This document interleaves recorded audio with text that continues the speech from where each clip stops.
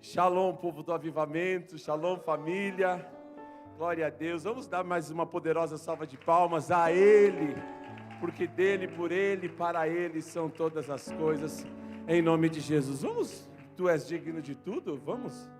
Glória a Deus, ainda em pé, quero convidar você para entregar mais adoração ao Senhor. Aleluia. Tu és digno de tudo. Tu és digno de tudo, pois tudo vem de ti. Levante as suas mãos e adore a Ele. Tudo é para ti, tua é a glória. Tu és digno de tudo. Tu és digno de tudo, pois tudo vem de ti, tudo é para ti, tua é a glória. Tu és digno de tudo. Diga isso. Se tem louvor no teu coração, Tu és digno de tudo, adore a Ele com este refrão em nome de Jesus. pois tudo vem de ti, tudo é para ti, tua é a glória. Tu és digno de tudo. Tu és digno de tudo, pois tudo vem de ti, tudo é para ti, tua é a glória. Suba a ti, dia e noite, suba a ti nossa adoração. Dia e noite, suba a ti nossa adoração. Dia e noite, suba a ti nossa adoração. Dia e noite, suba a ti, eu subo a ti. Dia e noite, suba a ti nossa adoração. Dia e noite, suba a ti nossa adoração. Dia e noite, suba a ti nossa adoração. Dia e noite, suba a ti, tu és digno de tudo. Como um grande coral para nós encerrarmos.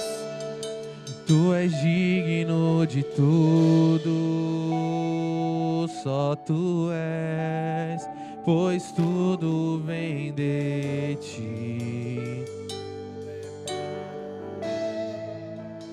Tua é a glória. Senhor, nós te adoramos, Senhor. Esta igreja te ama. Através dos louvores, ó Pai, nós expressamos a nossa gratidão a Ti. Nós somos gratos a Ti, Senhor. Somos gratos a Ti, em nome de Jesus. Aplauda Jesus mais uma vez, por gentileza. Pode tomar o teu assento, por favor. Glória a Deus. Eu quero agradecer a Deus pelo privilégio de estarmos aqui reunidos em Seu nome, nessa comemoração de aniversário, nessa festividade. Para alguns começou sexta-feira, mas para nós que estamos organizando, já começou faz bastante tempo. É só você olhar ao redor, a igreja está linda, não está? Glória a Deus, eu estou tão feliz, queridos, eu estou tão feliz, estou tão alegre, eu estou tão contente, meu espírito está tão feliz, e eu quero dizer que alegria não é um sentimento da alma, é um fruto do Espírito, nós não estamos alegres, nós somos alegres, porque temos o Espírito Santo, mas há uma gratidão imensa de olhar tudo o que está acontecendo nesta festividade, a igreja como está linda, as células reunidas, o culto de sexta, o culto de sábado, as palavras ministradas, o sincronismo profético. Deus é fiel, Deus é maravilhoso, Deus é poderoso, e eu tenho certeza que nós profeticamente estamos entrando para uma nova atmosfera, para um novo nível de maturidade, de experiências poderosas com o Espírito Santo e um grande avivamento, como foi profetizado aqui na sexta-feira, através da bispa, né, que esteve aqui, da apóstola que esteve aqui profetizando um grande avivamento. Eu acredito também em nome de Jesus. Quero agradecer também aos nossos pais espirituais, apóstolo William, apóstola Márcia, pela confiança, empenho, dedicação, discipulado, carinho, cuidado, enfim, Deus é fiel, queridos, Deus é maravilhoso, amém? Estamos nesta festividade falando sobre um tema tão especial, tão extraordinário, sobre gratidão, e queridos, coisa boa é lidar com pessoas gratas, coisa boa é tratar com pessoas que sabem manifestar a gratidão. Ao contrário disso, como é difícil você lidar com pessoas ingratas, aquele tipo de pessoa que ela te pede 100 favores, você realiza 99, um você deixou de fazer, e é nesse que ela se apega, e acaba apontando o dedo, não consegue reconhecer tantas coisas boas que às vezes conseguimos fazer, mas graças a Deus que o Senhor tem levantado no nosso meio um povo grato, um povo que sabe reconhecer as maravilhas do Senhor, as virtudes daquele que nos chamou, e manifestando através deste princípio poderoso chamado gratidão. Glória a Deus. Eu quero pregar nesta manhã sobre o tema gratidão que nos leva ao crescimento. Diga assim: a gratidão nos leva ao crescimento. Glória a Deus. Para isso, por favor, vamos abrir a Bíblia no livro de 2 Reis, capítulo de número 6. 2 Reis, capítulo de número 6, a partir do versículo 1. A gratidão, queridos, ela movimenta os céus e nos aproxima de muitas manifestações. A gratidão, por exemplo, ela ativa o sobrenatural. Quando Jesus estava num momento desafiador, tendo 5.000 homens para alimentar, fora mulheres e crianças, e só tinha 5 pães e 2 peixinhos, a Bíblia diz que ele pegou os pães e os peixes, está escrito que levantou aos céus, e tendo dado graças, começou a repartir os pães e os peixes. Antes do milagre da multiplicação acontecer, a Bíblia diz que Jesus manifestou a gratidão a Deus, e o sobrenatural aconteceu. Quando nós temos um coração grato, nós ativamos o sobrenatural. Quando nós temos um coração grato, nós estamos próximos a viver milagres extraordinários.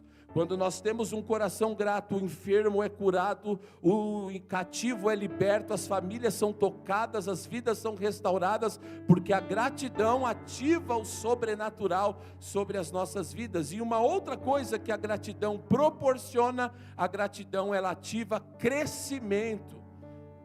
A gratidão, quando nós estamos no ambiente onde a gratidão está sendo manifestada, onde o Senhor, o Espírito Santo, sonda os corações e contempla corações gratos, nós podemos desfrutar de crescimento. Por isso eu não tenho dúvida no que eu vou profetizar. Nós estamos prestes a desfrutar de um crescimento exponencial, de um crescimento muito forte, de um crescimento muito poderoso.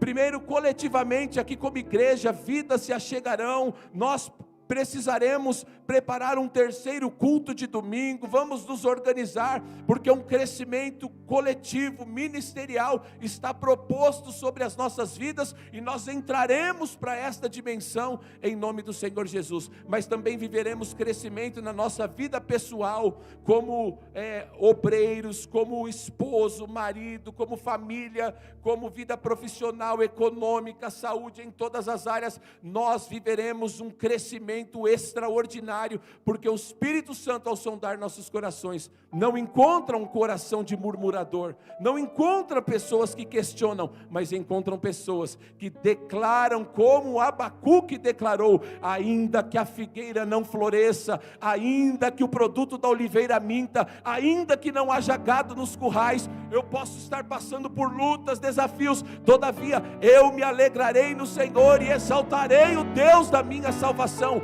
E essa gratidão, este sentimento de louvar ao Senhor e agradecer a Deus, mesmo em meio à luta e dificuldade, atrai o crescimento sobre as nossas vidas. Em nome de Jesus, se prepare, porque nós cresceremos para todos os lados e nada vai parar o nosso crescimento, em nome de Jesus. Aleluia. 2 Reis, capítulo de número 6, a partir do versículo 1, diz assim: disseram os discípulos dos profetas a Eliseu: eis que o lugar que habitamos contigo é estreito demais para nós. Vamos, pois, até o Jordão, tomemos de lá cada um de nós uma viga, construamos um lugar em que habitemos. Respondeu Eliseu: ide. Disse um: serve-te de ires com os teus servos. Ele tornou: eu irei. E foi com eles. Chegados ao Jordão, cortaram madeira. Sucedeu que, enquanto um deles derribava um tronco, o machado caiu na água. Ele gritou e disse: ai, meu senhor, porque era emprestado. Perguntou o homem de Deus: onde caiu? Mostrou-lhe ele o lugar. Então Eliseu cortou um pau, lançou-o ali, fez flutuar o ferro e disse: levanta-o. Estendeu ele a mão e o tomou. Aleluia. Queridos, tudo na vida tem o seu devido crescimento.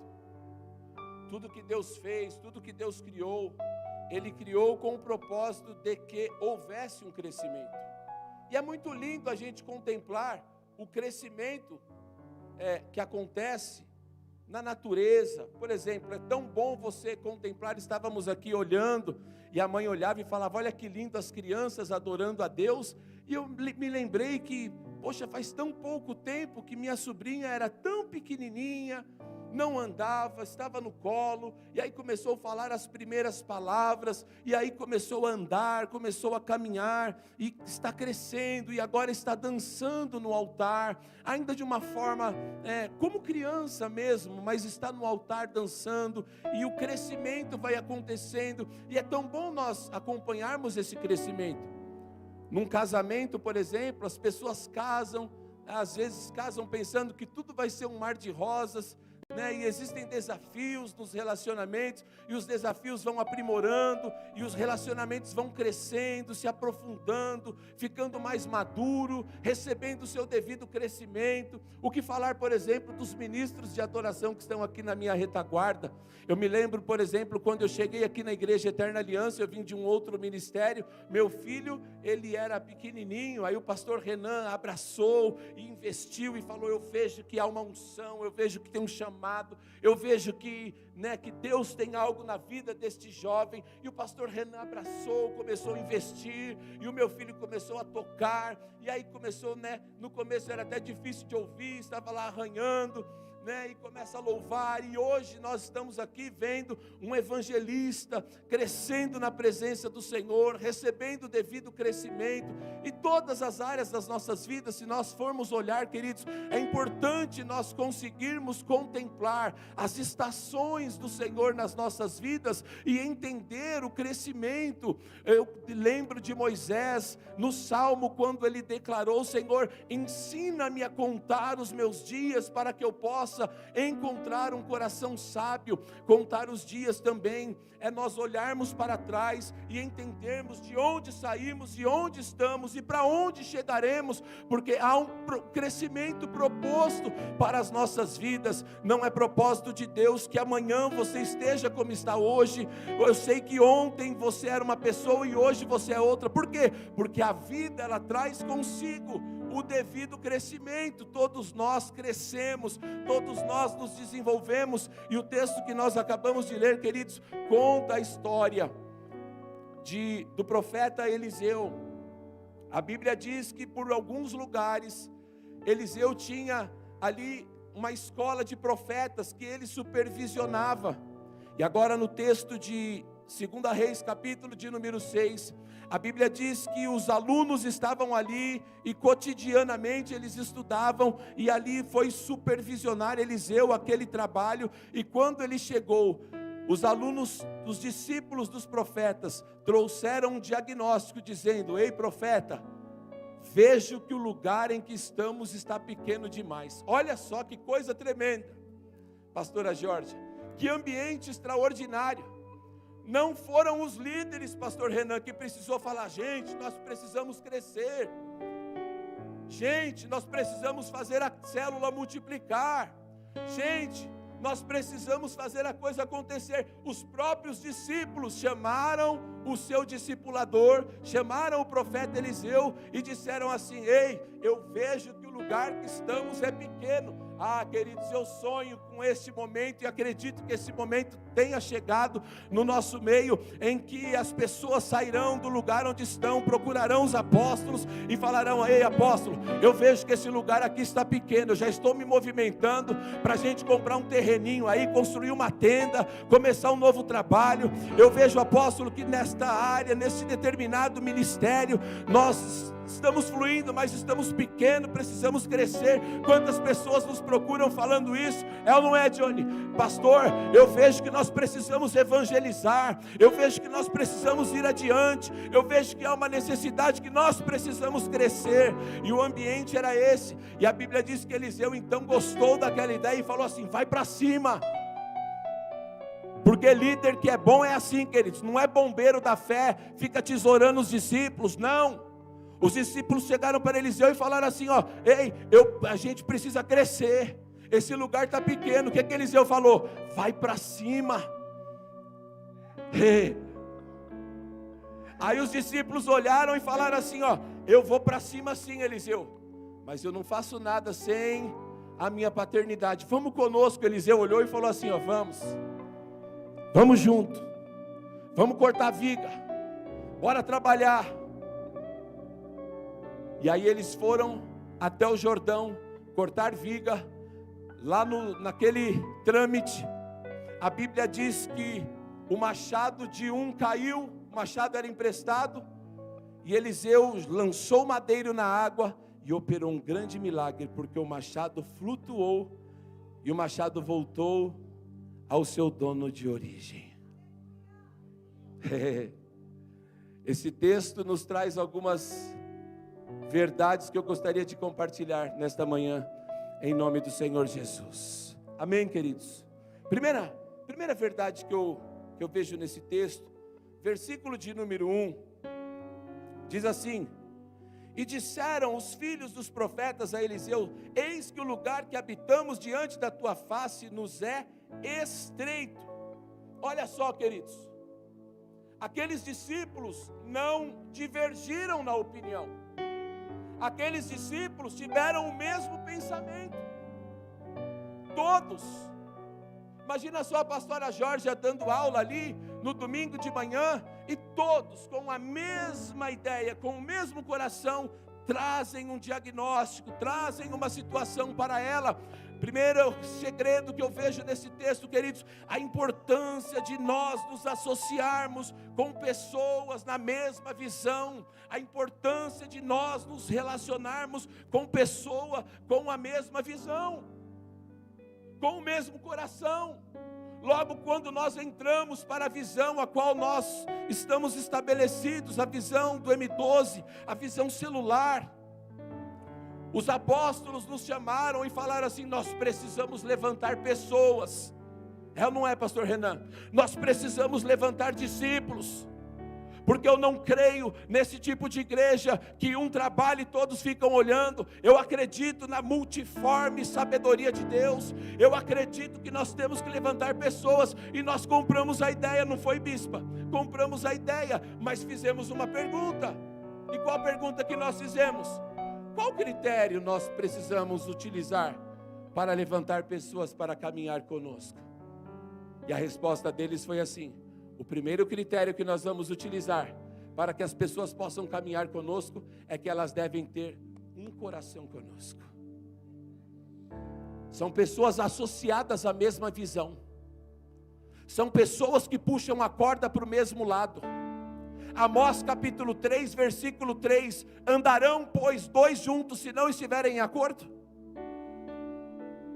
Não. Há poder na concordância.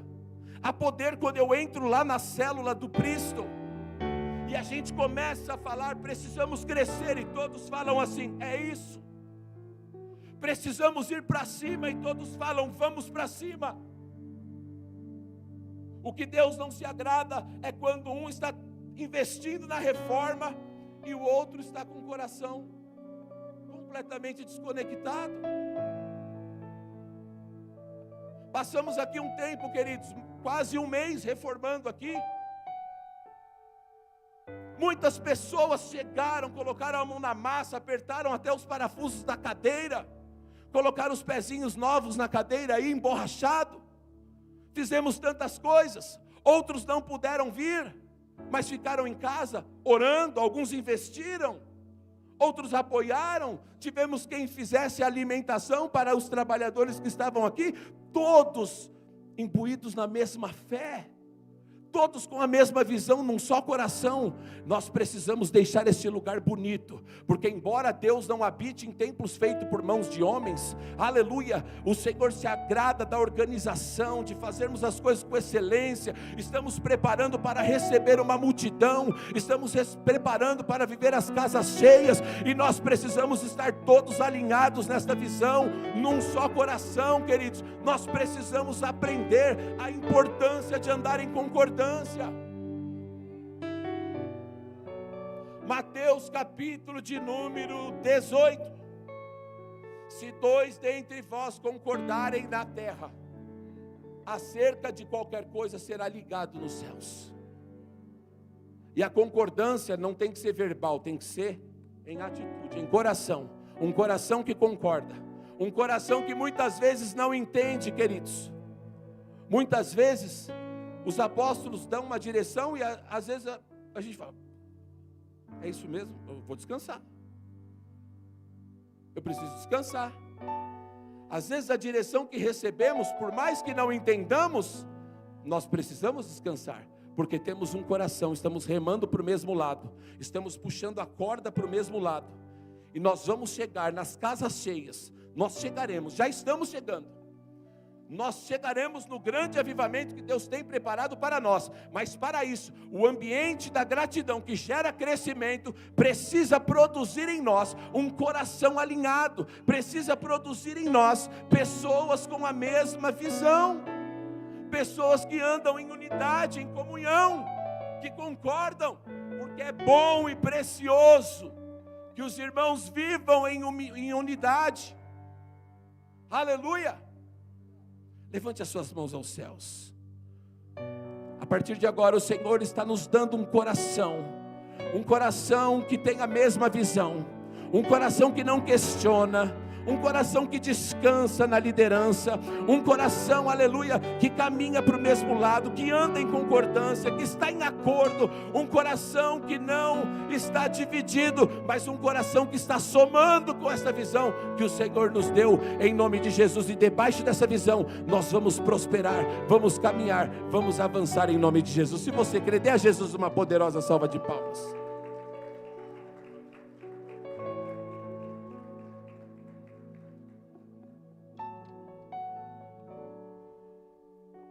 Existem pessoas que, ao invés de se aliançar à visão, porque, queridos, presta atenção, você não está aliançado com o pastor Peter. Nós estamos aliançados a uma visão, a um propósito maior. E a minha vontade pessoal não pode comprometer o propósito, não pode comprometer a visão. Mas tem pessoas que, ao invés de se aliançar à visão, criticam, contaminam o ambiente, e nós precisamos paralisar isso no nosso meio. Não pode haver contaminação no ambiente que nós estamos crescendo. porque, queridos, nós vamos chegar longe, em nome do Senhor Jesus, amém? Versículo de número 2, vamos pois até o Jordão, tomemos de lá cada um de nós uma viga, e construamos um lugar para que habitemos. Olha só que coisa tremenda. Aqueles discípulos, eles sentaram, se reuniram e falaram: concordamos, o lugar está pequeno, precisamos crescer. Gratidão gera crescimento. O ambiente da gratidão proporciona crescimento. Nós precisamos crescer. Mas ao invés de ficar com o braço cruzado, eles disseram assim, que coisa tremenda, versículo de número 2: vamos, pois, até o Jordão, tomemos de lá cada um de nós uma viga, e construamos um lugar para que nós possamos identificar. Eu fiz uma anotação aqui: identificar uma necessidade e trazer a solução é preciso. Queridos, nós não podemos apenas identificar uma necessidade, porque a verdade é, se você for olhar aqui ao nosso redor, existem muitas necessidades ainda. Existem muitas necessidades nas células, existem muitas necessidades, mas quando o Senhor nos mostra algo, é porque Ele já está nos despertando para trazer a solução a respeito daquele assunto. E é aqui que muitas pessoas se perdem. É aqui que muitas pessoas olham e falam assim, olha, é uma igreja que está começando, eu prefiro ir lá para a igreja de 100 anos de idade, porque lá já está tudo pronto. Sim, lá está tudo pronto, mas o Senhor também chama pessoas para começar, o Senhor também chama pessoas para trabalhar, o Senhor não chama só engenheiro de obra pronta, o Senhor também chama aqueles que querem arregaçar a manga. Então, quando Deus mostra algo, nossa igreja precisa melhorar nisso, nosso ministério precisa melhorar nisso, nós precisamos avançar naquilo, nós precisamos melhorar nessa situação, significa que Deus está despertando você para fazer. Porque é simples você falar assim, há uma necessidade, o apóstolo que se vire, há uma necessidade, a apóstola que se vira, a bispa, foi levantada a bispa mesmo, é coisa de bispo isso daí. Não, queridos, quando Deus nos mostra uma necessidade, Deus está te dando um filho para cuidar. Quando o Senhor te mostra algo, o Senhor te deu um filho para cuidar. Nós já tivemos experiências do tipo assim: pastor, nós precisamos evangelizar na célula. Glória a Deus, eu concordo, que bênção, que bom que você identificou esse problema. E aí, pastor, quando você vai vir aqui fazer? Deus mostrou para você, Deus abriu os teus olhos, e graças a Deus por isso. O Espírito Santo falou com você. Então busca de Deus uma estratégia. Nós estamos aqui para abençoar, para fazer você fluir. Não tem nenhum bombeiro da fé, queridos, aqui, volto a falar, nós estamos aqui para te incentivar. Mas se Deus mostrou algo a você, Deus plantou em você um filho que precisa ser cuidado, e você precisa lutar por isso. Sabe por quê? Porque o diabo vai se levantar, e às vezes se levanta no meio de pessoas que você menos imagina. E aí a pessoa fala assim, acho que isso não é de Deus não. Se fosse de Deus, a bispa teria feito. Não, Deus te deu. A Bíblia diz, desde os dias de João Batista até os dias de hoje, o reino de Deus é tomado à força. Quando Deus te mostra algo, queridos, haverá uma resistência no mundo espiritual, mas nós precisamos resistir, sujeitar a Deus. O diabo vai fugir e o plano de Deus será estabelecido em nome do Senhor Jesus. Deus levanta pessoas para mostrar as necessidades, mas essas pessoas também precisam se comprometer com a cura, se comprometer com executar, se comprometer em fazer. Extremamente importante. E eu vejo que aqueles discípulos dos profetas, eles falaram, precisamos crescer, vamos nós mesmos, vamos lá, vamos nós, lá no Jordão, e vamos buscar viga, vamos cortar madeira, vamos arregaçar as mangas e vamos para cima. E a Bíblia diz que foi extremamente bem sucedido o pleito daqueles homens. Cada um, a Bíblia diz que chegando no Jordão, cada um, eles foram atrás das suas vigas. Preste atenção, queridos, cada um de nós temos vigas, talentos, habilidades.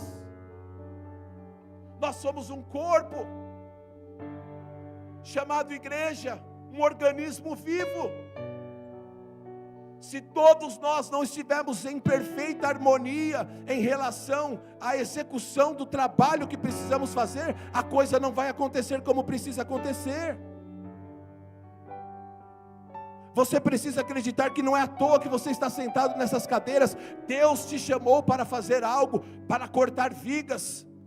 E às vezes a viga que você consegue cortar é pequenininha, mas é extremamente importante. Às vezes o apóstolo tem um machado um pouco maior, arrebenta e traz a viga assim, ó. Aí a pessoa se constrange e pensa, ó, só consigo cortar uma viga pequena. Mas é importante. O teu trabalho é importante.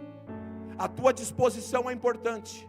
Nesta época, nesta fase de crescimento, nesta estação que estamos entrando, nós precisamos ter pessoas que identificarão o problema, mas também aqueles que se comprometerão com a solução, que vão cortar vigas, que falam assim, olha, o que eu posso fazer ainda é pouco, eu ainda não sei pregar, eu ainda não sei estar à frente, mas eu sei ajudar a fazer uma feijoada, eu sei ajudar a fazer um sopão, eu sei ajudar no social, eu sei orar pelo meu pastor, eu sei orar pelos apóstolos. A viga de cada um é importante. Se você crê nisso, dê uma poderosa salva de palmas a Jesus.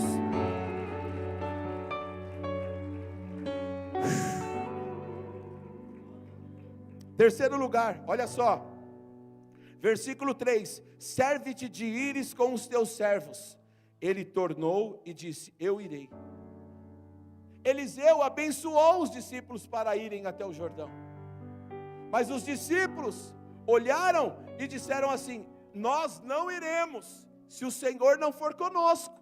Serve-te de ires conosco. Olha só, ele tornou e disse, eu irei. Eu gosto disso, queridos. Eu gosto muito disso. Aqueles discípulos poderiam ter dito assim, já me abençoou, deixa Eliseu para trás, eu vou para cima. Eu vou para cima. Mas a Bíblia é um livro de paternidade, pais e filhos trabalhando juntos. Pais e filhos trabalhando juntos. O Antigo Testamento é o pai revelando o filho. E um menino nos nasceu, um filho se nos deu, e o governo está sobre os seus ombros.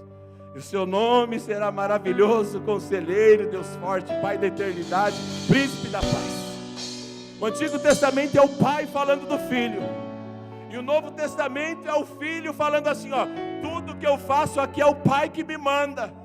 Preste atenção, Jesus não veio ensinar mais uma religião, Jesus veio apresentar um pai. Ei,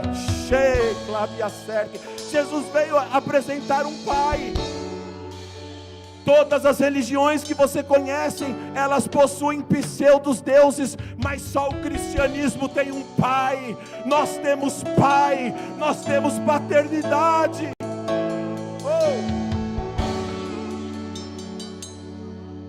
Os discípulos falaram assim, é bom crescer. É bom crescer. É bom ver tudo isso aqui, ó, bonito. Mas se não houvesse paternidade, nada disso teria acontecido. Não que a glória seja dos apóstolos, mas há uma cobertura sobre as nossas vidas, e nós precisamos respeitar isso. Preste atenção no que eu vou te dizer. Quando Deus mandou Samuel ungir o próximo rei de Israel, quando Deus mandou Samuel ungir Davi, Ele não disse, Samuel, vai lá ungir Davi, Samuel, vai lá ungir o menino que está pastoreando ovelhas. Deus olhou para Samuel e disse assim, Samuel, vai até a casa do Jessé.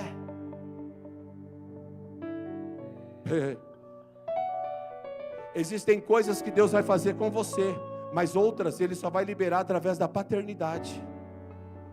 E nós precisamos abrir o nosso coração para isso. Não estou falando do fato de ficar chamando paizinho. Tem gente que não se sente à vontade com isso. Tem uns que nos chamam de pai, outros não chamam. Não é disso que eu estou falando. Eu estou falando de respeitar uma condição espiritual. Eu estou falando de respeitar uma unção. Eu estou falando de respeitar uma cobertura. Estou falando de paternidade.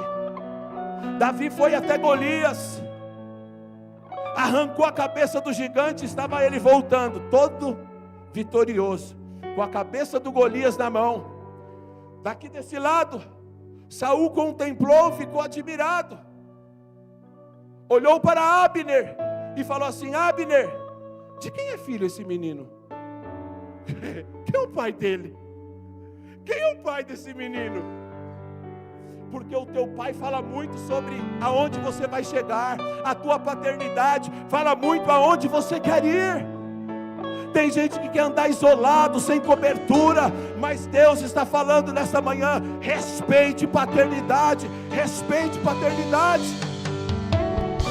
Davi chega com a cabeça do Golias na mão. O rei já conhecia Davi, já tinha conversado com ele. Antes de Davi ir falar com Golias, o rei já tinha falado com ele. Davi já conhecia, Saul já conhecia o Davi. Mas Saul olhou e falou assim: menino, de quem você é filho? Queridos, vocês estão entendendo? Há uma importância. Marcos capítulo de número 5, a Bíblia conta a história de duas mulheres. Quando você ler sobre mulher na Bíblia, sempre vai estar relacionado com a igreja. Aprenda a ler a Bíblia profeticamente. A mulher na Bíblia representa a igreja. Aqui nós vemos dois tipos de igreja, em Marcos capítulo de número 5. A primeira mulher, uma mulher com fluxo de sangue, há 12 anos ela estava sangrando. A segunda menina, era a menina filha de Jairo, que tinha 12 anos. Temos tantas interpretações desse texto, mas falando sobre paternidade, nós estamos vendo aqui uma igreja que não acredita em paternidade, que gastou tudo que tinha. O problema dela era onde? No ventre. Aquela mulher estava sangrando, ela não podia gerar. Uma igreja sem paternidade é uma igreja que não gera, é uma igreja que não cresce, é uma igreja que não multiplica. Aquela mulher já tinha gastado tudo que tinha, já tinha procurado em todos os lugares, bispa. Ela já tinha ido em todas as igrejas, fez tudo que a religião mandou e não conseguiu resolver o seu problema, porque sem paternidade a gente não vai chegar em lugar nenhum. Ei,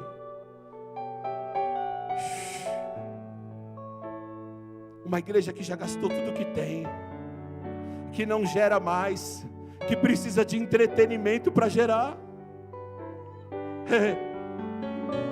Precisa de movimento, de marketing, de entretenimento para gerar. Por quê? Porque não tem intimidade. Aquela mulher não podia ter intimidade. O problema dela era no ventre, ela sangrava. Uma igreja sem paternidade é uma igreja que não tem intimidade com Deus. Uma igreja sem paternidade é uma igreja que não desfruta de profundidade com o Espírito Santo. Mas a Bíblia diz que Jesus continuou andando, curou aquela igreja. Aquela igreja não vai ficar abandonada. A igreja sem paternidade, que ainda não entenderam, não vai ficar abandonada, porque também é igreja, também é noiva, também é amada. Essa igreja vai ser curada em público, mas a igreja com paternidade está sendo levantada em secreto, lá na casa de Jairo. Essa igreja tem que vir até Jesus e falar: Jesus, me cura, toca nas suas vestes. Eu acho interessante que a Bíblia diz, e o Pai já nos ensinou sobre isso, que quando aquela mulher tocou nas vestes de Jesus, ela tocou na orla do seu manto, no lugar onde estava determinado que seria a palavra de Deus. Uma igreja sem paternidade estava distante da palavra, mas quando ela toca em Jesus, ela volta para a palavra. Não precisa de mandinga, não precisa de sincretismo, não precisa de nada dessas coisas. A palavra é suficiente.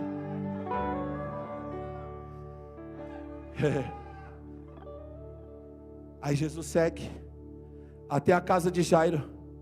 Chegando lá, ele encontra um ambiente de choro. Ele fala: para o choro. Chega de chorar.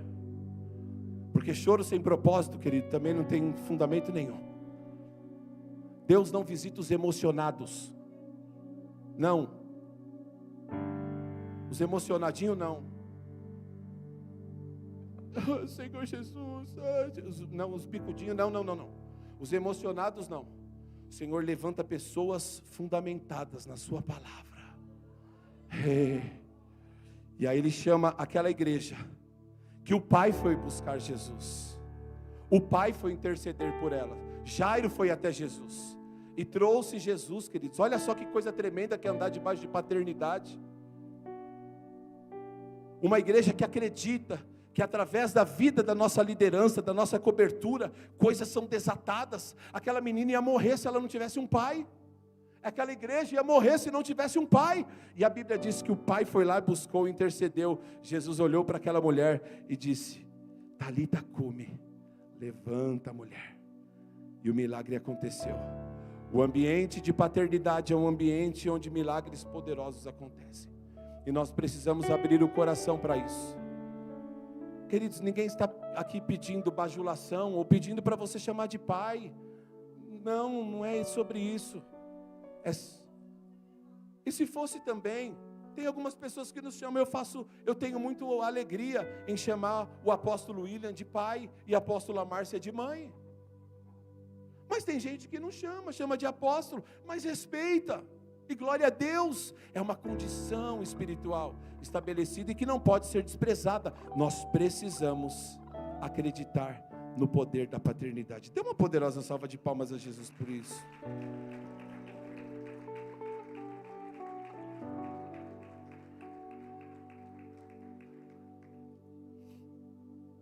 Versículo 5, sucedeu o quê? Enquanto um deles derribava um tronco, o machado caiu na água. Ele gritou e disse: Ah, meu Senhor, porque era emprestado. Preste atenção. Não é porque nós estamos caminhando no ambiente da gratidão que gera o crescimento e que andamos debaixo da paternidade que não estamos sujeitos a passar por luta, por prova.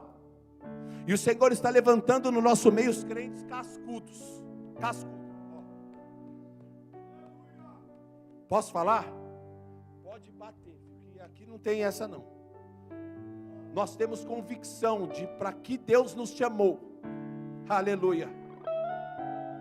A apóstola fala uma coisa, eu acho muito verdade. O segredo não é chegar, o segredo é permanecer. E para permanecer, tem que aprender que as lutas fazem parte do processo, que desafios podem acontecer, que tempestades podem se levantar. Aqueles homens estavam debaixo de uma palavra profética, respeitando o envio de Eliseu, mas nem por isso deixaram de passar por luta. O machado caiu, afundou, era emprestado. Olha aqui a luta que eles estavam passando, olha aqui o desafio que eles estavam enfrentando. Eu me lembro de um texto de Marcos, capítulo de número 4, quando Jesus estava pregando a palavra de Deus, e ele disse aos seus discípulos para atravessar o lago da Galileia. Enquanto os discípulos estavam atravessando, uma grande tempestade se levantou. Os discípulos poderiam falar assim: poxa, mas foi Jesus que mandou, eu não estou indo de alegre, Jesus mandou nós atravessarmos, e mesmo assim uma tempestade levantou. Preste atenção, queridos, nós passamos por lutas, mas as lutas não podem nos derrubar, porque nós somos o único exército que a guerra já está vencida. Nós somos mais que vitoriosos, nós somos mais que vencedores. Esta luta que você está atravessando não é para te derrubar. Esta luta que você está enfrentando não é para colocar você para baixo. Esta luta que você passou não é para arrebentar você. As lutas são pedagógicas, é para nos ensinar. Deus está por fazer algo extraordinário sobre as nossas vidas. Aleluia.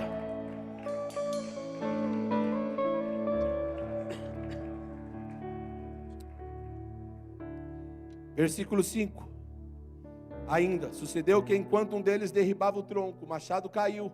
na água, e ele gritou e disse: meu Senhor, porque era emprestado. Preste atenção. Tudo que temos é emprestado. Diga, é emprestado. Nada é seu. A bispa Valéria falou aqui. Tudo é dele, por ele e para ele. Você nunca vai surpreender Deus dando a ele, porque sempre ele te deu primeiro. Sempre ele te deu primeiro. O ambiente com Deus não é um ambiente de débito, é um ambiente de crédito. Quando Adão chegou no Éden, ele precisou plantar ou já tinha planta lá? Já tinha. O ambiente que o Senhor nos chama não é um ambiente de débito, é um ambiente de crédito. Você nunca vai surpreender a Deus. E tudo que você tem é emprestado. Preste atenção. O Senhor, a visão dos céus é plural. A visão do Senhor em relação às nossas vidas sempre será plural. Ele disse: façamos o homem. Não é eu faço, é façamos o homem. Sabe para que Deus te prospera? Para você ser bênção para outras pessoas. Sabe para que Deus te unge? Para você ser bênção para outras pessoas. Sabe para que Deus opera testemunhos extraordinários sobre a tua vida? Para que outras pessoas conheçam que Deus é Deus. É para isso que Deus te toca. Mas muitas pessoas acabam fazendo mau uso. Eu prosperei, eu estou rico, eu vou lá dar meu dízimo. Ei, se o Senhor derramou sobre ti o dom de adquirir riquezas, é para um propósito. Esse dom não é teu, o dinheiro não é teu, nada é nosso, tudo é emprestado. E os nossos dons, talentos, dinheiro, condições, tudo, toda a nossa juventude tem que ser aplicado para o serviço da obra de Deus. A minha família é para a obra de Deus. Não tem nada que eu ame na terra mais do que a minha esposa, mas ela é para a obra de Deus. Depois da minha esposa, não tem nada na terra que eu ame mais do que o meu filho, e ele é para a obra de Deus. Eu quero muito prosperar, muito economicamente, e ter muito dinheiro, mas não é para mim, é para que eu possa abençoar a obra de Deus. O seu trabalho é para Deus, tudo que você faz, porque dele, por ele, para ele, são todas as coisas. Tudo que temos é emprestado. A tua casa é emprestada. Ou naquele grande dia você vai levar ela embora com você? Não vai. Não vai. É emprestado. E nós precisamos aprender a força dos nossos dons e talentos, porque tudo é para Ele. Aleluia. Aí a pessoa consegue um trabalho, vem aqui, apóstolo, ora, jejua, e nós oramos e jejuamos, e glória a Deus. A pessoa consegue um trabalho, e aí agora o trabalho está cansando muito, já não consegue mais vir para a igreja. Perdeu o sentido, queridos. Perdeu o sentido. Porque o trabalho que você tem, a porta quem abriu foi Ele. Aí perde o sentido. Os nossos dons e talentos para servir a Deus, no ambiente de gratidão que gera o crescimento, Deus vai nos orientar, Deus vai nos dar discernimento, sabedoria, para que tudo que temos, tudo que somos e o que viermos a ter, seja para o serviço do reino, serviço dEle, em nome de Jesus, porque o machado era emprestado. Aleluia. Versículo 6, perguntou o homem de Deus: onde caiu? Olha só, parece que uma caca tinha acontecido aqui, né? Os discípulos foram cortar a madeira, o machado de um caiu, e o profeta olha e faz uma pergunta. Essa pergunta me chamou a atenção, porque muitos, poderiam perguntar assim, quem derrubou? Não foi essa a pergunta. A pergunta foi: onde caiu? Porque voltar ao propósito é mais importante do que estabelecer um culpado. Não importa, queridos. Nós estamos todos no mesmo barco, com o mesmo coração, para um propósito. E muitas vezes tem pessoas, até dentro da igreja, que ficam esperando um tropeçar para apontar o dedo e falar: eu vi, pastor Peter, foi ele, eu vi, evangelista Emanuel, foi ele, eu vi, quem tirou aquilo, quem fez aquilo ali, parece que tem prazer de apontar, parece que está só esperando uma notícia quentinha para poder apontar o dedo para alguém. Mas o profeta, quando ele olhou aquela situação, ao invés dele perguntar assim: quem foi que perdeu o machado? Quem foi que derrubou o machado? Ele falou assim: onde caiu? Nós precisamos ser cúmplices uns dos outros, cobrir uns aos outros em amor. A falha do teu irmão não pode te gerar um prazer, não pode alimentar a tua alma. A alma gosta disso, preste atenção, a alma gosta disso, de apontar o dedo, de apontar os defeitos das pessoas, de falar foi ele, de estabelecer um culpado. A alma gosta disso, parece que o culpado foi ele, e a pessoa tem até um êxtase. Não, queridos, o profeta olhou e falou: onde caiu? Relaxa, descansa, fica tranquilo, nós somos um corpo, estamos no mesmo barco. Se você caiu, errou, não tem problema. Se você fez alguma coisa que não deveria fazer, nós vamos conversar no particular, vamos resolver num discipulado, em amor, sem apontar o dedo. O importa é onde caiu, para nós resolvermos o problema e prosseguirmos firmes no propósito. O Senhor está gerando em nós esse coração, o amor que cobre uma multidão de pecados, o amor que esconde as mazelas do irmão, não o amor que expõe, não o dedo que aponta, mas pessoas que olham e falam assim: tem dificuldade nessa área? Até aqui, deixa comigo, eu te ajudo, vamos, eu te ajudo, eu vou te amar, eu vou suportar em amor, eu vou avançar com você.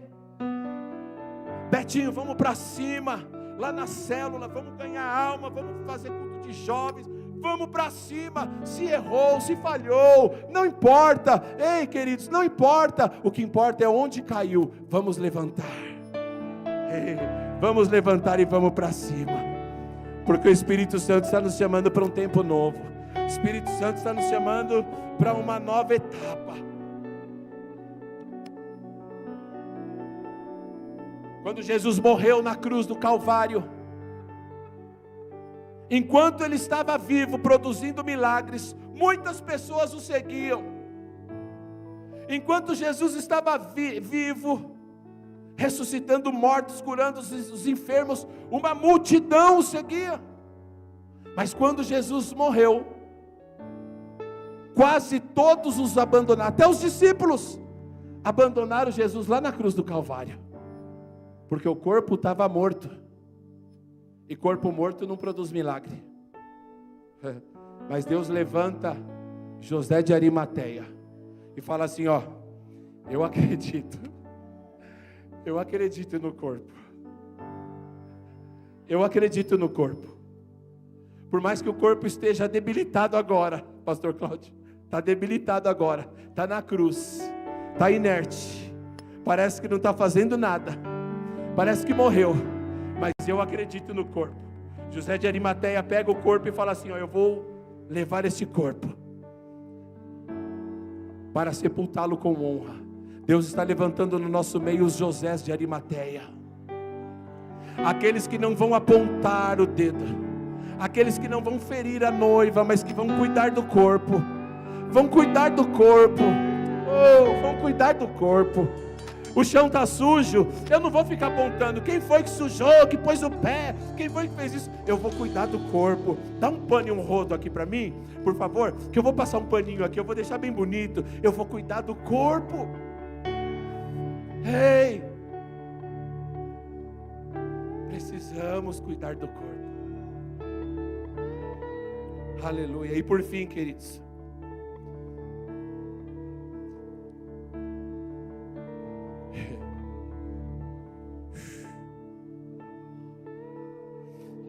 levante as suas mãos aos céus. Diga: tu és digno de tudo. Tu és digno de tudo.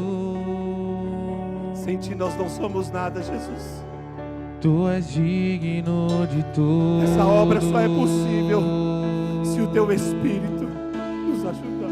Pois tudo vem de ti, tudo é para ti, ti, tua é a glória. Diga isso. Tu és digno de tudo. Tu és digno. Por favor, levante as suas mãos aos céus e diga isso. Coloque essa unção para fora. Libere essa unção que está sobre a tua vida.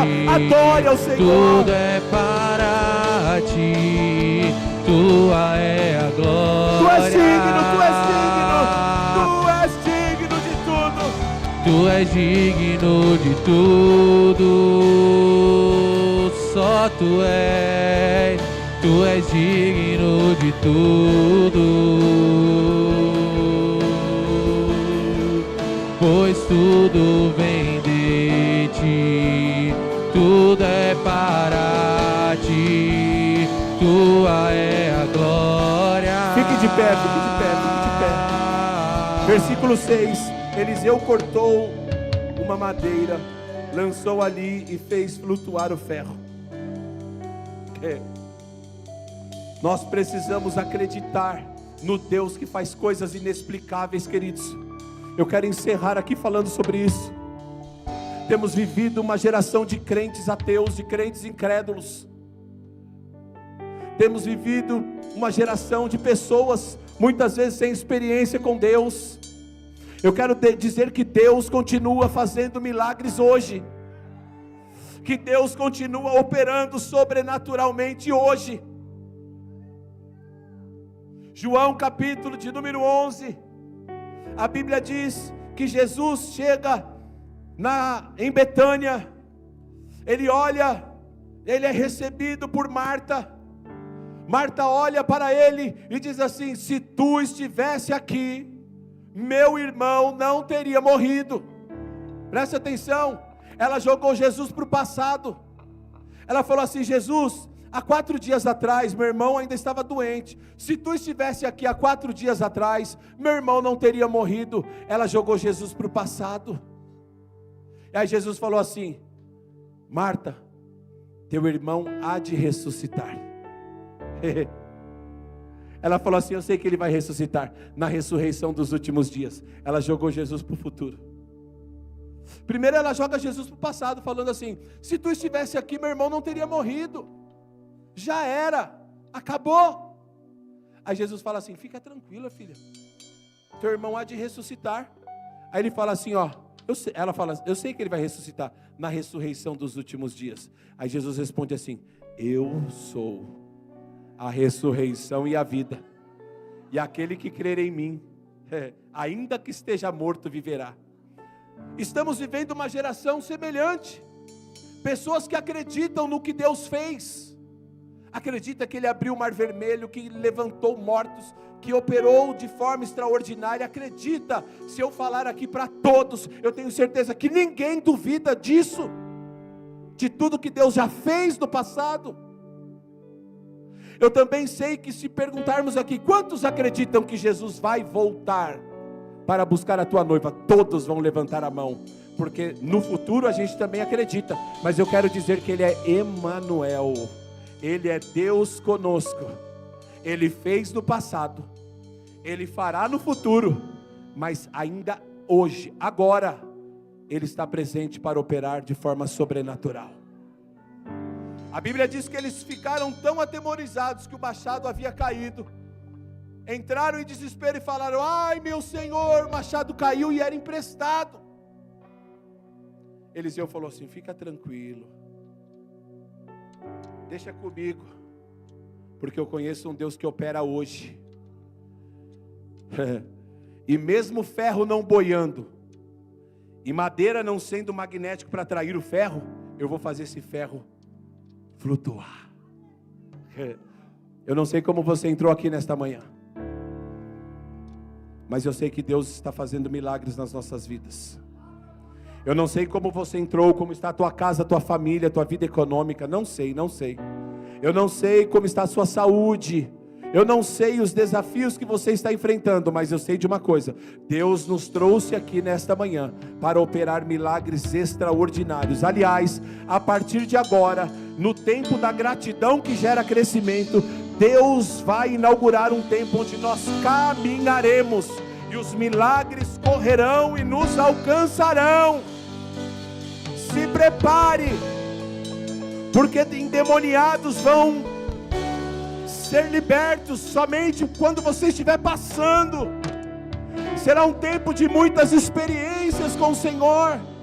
Deus está levantando uma geração que crê nos sinais, meninos que derrubarão gigantes, pessoas que viverão sobrenatural. Um grande avivamento está proposto. Abra o teu coração, creia no poder do sobrenatural, creia no Deus que opera de forma extraordinária.